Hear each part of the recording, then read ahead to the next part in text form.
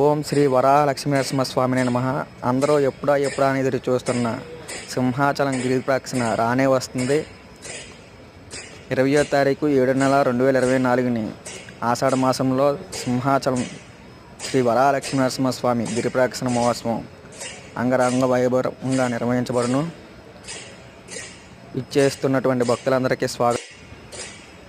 అలాగే ఇప్పుడు వరకు ఎవరెవరు ఎన్ని సంవత్సరాలు బట్టి గిరి ప్రదక్షిణ చేశారో ఈ వీడియో చూస్తున్న వాళ్ళు కామెంట్ చేయండి. నేనైతే 10 సంవత్సరాలు చేశాను, 5 సంవత్సరాల నుంచి మిస్ అయ్యాను.